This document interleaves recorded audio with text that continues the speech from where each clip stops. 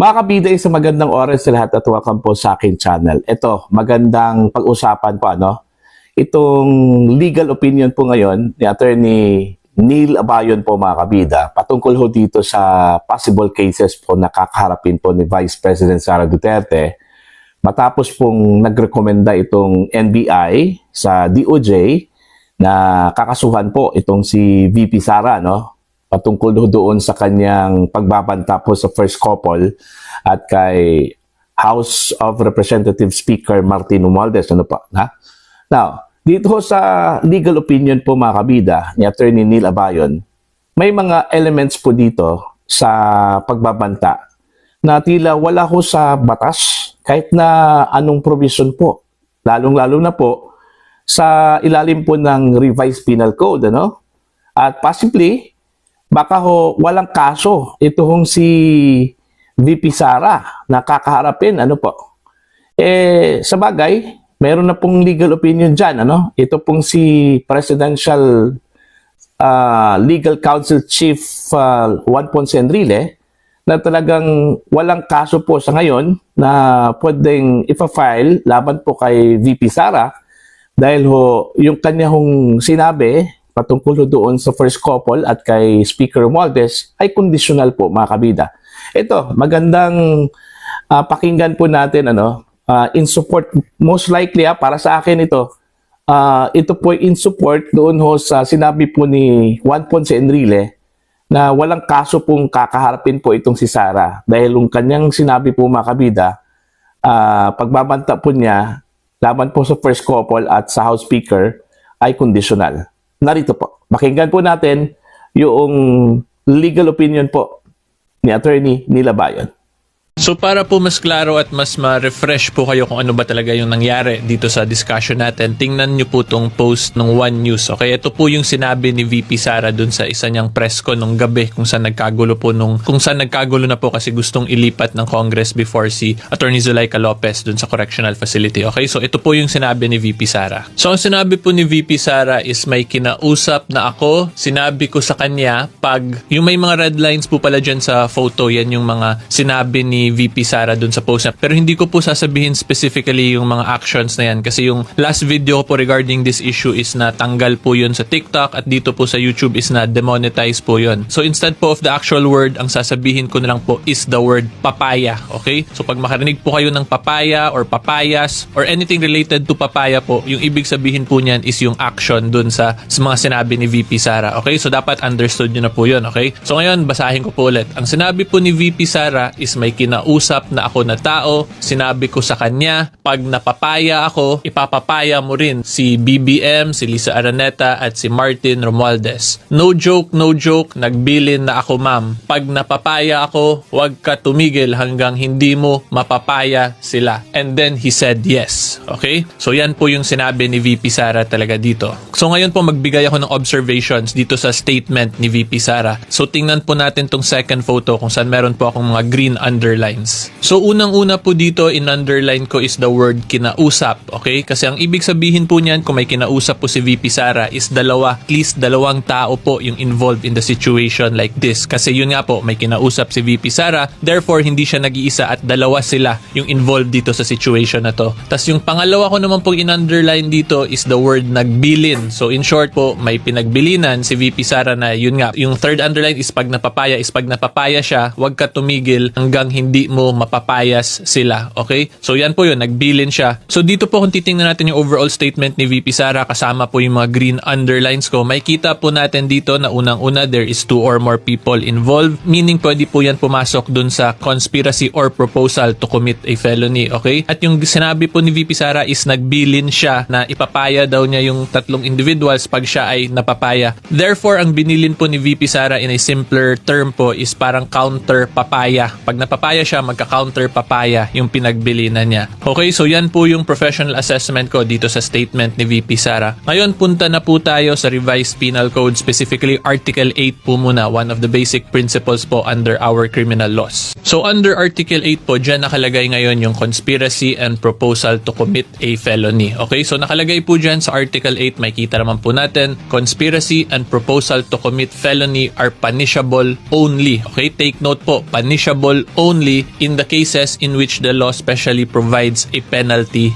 therefore. Okay? So ang ibig sabihin po niyan, kung sa Tagalog pa, ang pagplano po or ang pag-uusap ng dalawang tao para gumawa ng isang krimen po is punishable only if there is a law that specifically provides a penalty for it. Therefore, kung wala pong penalty dun sa proposal and conspiracy to commit a crime, hindi po yan siya mao-consider as isang krimen pag walang penalty. So ngayon, ang titingnan po natin, ang importante pong tingnan natin dito is kung meron nga bang batas or provision under the Revised Penal Code or any other criminal law po natin dito sa Pilipinas na nagpipinalize dun sa action ng conspiracy and proposal to commit a papaya. Okay? Kasi yun nga po, based dun sa statement ni VP Sara, yung professional assessment ko dun, ang pinag-usapan pa lang po nila is a conspiracy and proposal to commit a papaya. Specifically, hindi nga po to commit a papaya, a conspiracy and proposal to commit a counter papaya. If ever daw po mapapaya si VP Sara. So ang titingnan po talaga or ang kailangan natin hanapin, meron bang batas na nagpipinalize for the crime of conspiracy and proposal to commit a counter papaya? Or para po mas pasimplehan pa natin, meron bang batas na nagpipinalize or nagsasabing krimen ang conspiracy and proposal to commit a papaya maski wala na po yung counter? So yan po yung kailangan natin tingnan. And based po for my legal research as a licensed professional, specifically as a lawyer po, as an attorney, wala pong batas na nagpipinalize or nagsasabing krimen yung conspiracy and or proposal to commit a papaya or a counter papaya. Therefore, kung wala pong batas na nagpipinalize doon, ibig sabihin po nun, hindi po krimen yun. Okay? So ngayon, punta naman po tayo next sa one of the basic general principles or fundamental principles in criminal law, not only here in the Philippines po, but even in other jurisdictions po, in other countries, okay?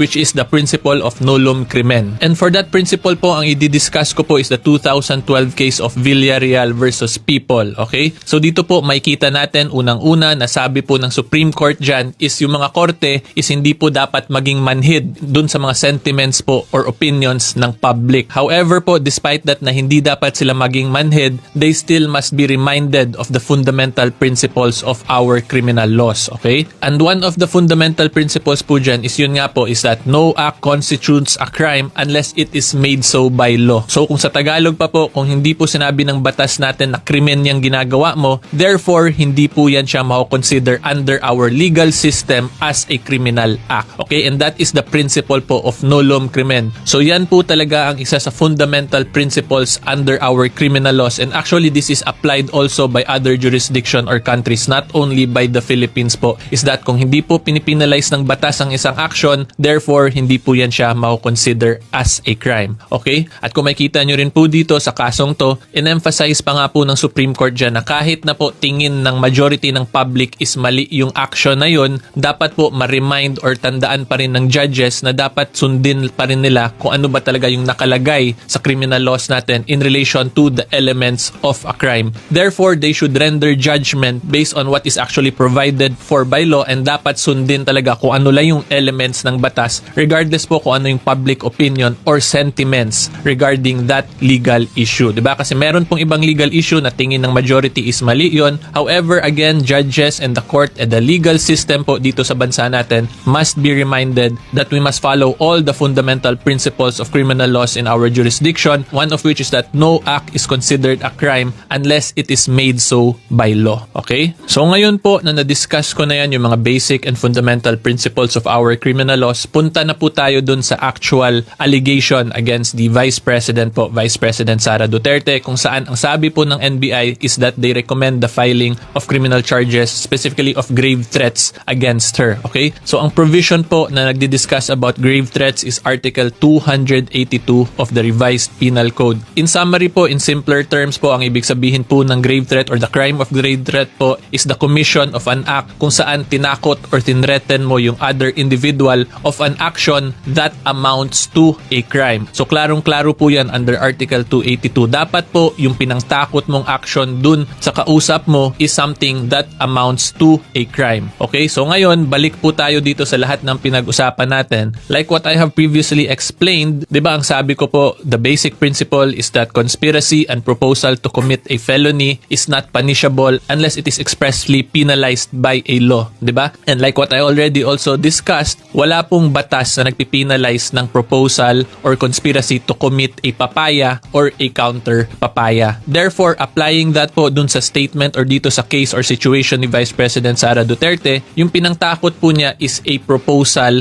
or a conspiracy to commit a counter papaya. So since wala pong batas na nagpipinalize doon, that does not amount to a crime. Consequently, one of the essential elements under the crime of grave threats is lacking po, which is dapat yung pinangtakot mo nga must amount to a crime. So dahil po dyan, ang pwede pong maging defense dito ni VP Sara is that kulang po yung isa sa essential elements ng grave threat, which is yung dapat pinangtakot niya is something that amounts to a crime. Since yun nga po, again, ulitin ko, wala pong batas na nagpipinalize for a conspiracy and or proposal to commit a papaya or a counter papaya. 'Di ba? So yan po yung posibleng maging defense ni Vice President Sara against dun sa allegation sa kanya for grave threats. So ngayon, punta naman po tayo sa side ng prosecution. Of course, for the prosecution side po, simple lang po yung maging legal argument nila dyan, is that yung pinangtakot or yung tinreten na act ni VP Sara dito is not a conspiracy or proposal to commit a papaya, rather it is the act of papaya yung pinangtakot niya. Yun po yung pwede nilang legal argument. However, kailangan po nila yun mapakita based dun sa actual evidence na meron sila and based dun sa actual statement ni Vice President Sara Duterte, kasi yun naman po yung basis ng kasong to, 'di ba? However, kung ako po, I'll be completely honest with you, hindi po to dahil bias ako kay Vice President Sara Duterte or what, pero kung titingnan po natin yung statement niya, 'di ba? Kaya ako nga po nilagyan ng mga underlines doon is because kung titingnan po at i-analyze po talaga natin doon, ang statement po niya can be considered as a proposal pa lang or as a conspiracy. Kasi kung titingnan po talaga natin yung statement ni Vice President Sara Duterte dito,